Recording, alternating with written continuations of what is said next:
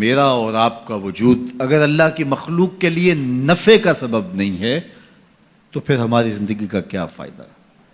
میں اپنے خاندان میں نفع بخش نہیں ہوں، آپ اپنے خاندان میں نفع بخش نہیں ہیں، آپ اس معاشرت کے لیے خیر کا سبب نہیں ہیں، میں اس معاشرت کے لیے خیر کا سبب نہیں ہوں، اس ملک کے لیے، اس قوم کے لیے، انسانیت کے لیے میں اگر خیر کا سبب نہیں ہوں تو مجھے سوچنا چاہیے کہ میں کہاں کھڑا ہوں، میں اشرف المخلوقات کیسے کہلاؤں گا؟ ایک درخت بھی چھاؤں فراہم کرتا ہے، آکسیجن دیتا ہے، پھل فراہم کرتا ہے، ذوق نظارہ کی تسکین کرتا ہے، اور جب کچھ باقی نہیں رہتا تو وہ لکڑی کا کام دیتا ہے، اور اگر وہ اتنا کمزور پڑ جائے کہ اس سے کوئی چیز نہ بن سکے تو پھر بھی مٹتا مٹتا تمہاری ہنڈیا پکا کے جاتا ہے، تمہاری ضرورت کو پورا کرتا ہے، تمہارے ایندھن کے کام آتا ہے۔ وہ بوڑھی بھینس جو اب دودھ دینے کے اور بچے دینے کے قابل نہیں رہی، اب اس سے تم کوئی نفع نہیں لیتے، لیکن وہ جاتے جاتے رخصت ہوتے ہوتے جو ہے وہ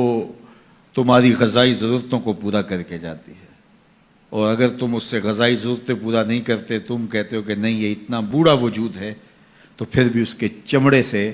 تم جوتے پہن سکتے ہو، تم اور چیزیں جو ہے وہ اس کے چمڑے سے بنا سکتے ہو، وہ اس دنیا سے رخصت ہوتے ہوئے بھی تمہارے لیے نفع بخش بن کے گئی۔ تو اگر ایک جانور اور ایک درخت اور اللہ کی دیگر مخلوقات اپنی رعنائیوں کے دور میں اپنے شباب کے عالم میں نفع بخش ہیں تو بڑھاپے کے اندر بھی ان سے نفع حاصل ہو سکتا ہے، اور جس شخص کا نفع جوانی میں بھی نہ ہو، بڑھاپے میں بھی نہ ہو، لڑکپن میں بھی نہ ہو، سن کہولت میں بھی نہ ہو،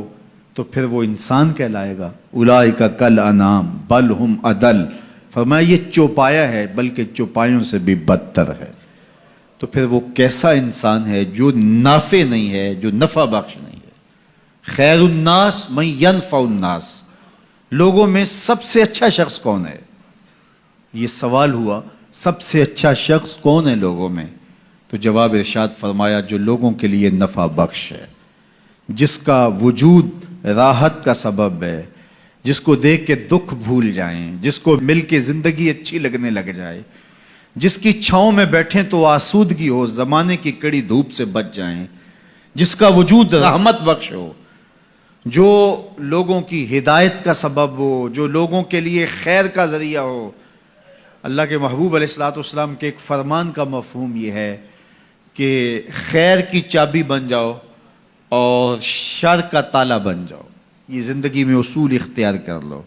خیر کی چابی بنو اور شر کا تالا بنو، تم سے خیر کے دروازے کھلے اور تم سے شر کے دروازے بند ہوں۔ کبھی ایسا نہ بننا کہ تم شر کی چابی بنو اور خیر کا تالا بنو۔ تم جہاں رکو، جہاں ٹھہرو، جہاں سے گزرو، وہاں خیر پھیلتی چلی جائے، تمہاری مہک سے لوگوں کے مشام ہستی معطر ہو، لوگوں کے دلوں میں، آنگن میں بہاریں آئیں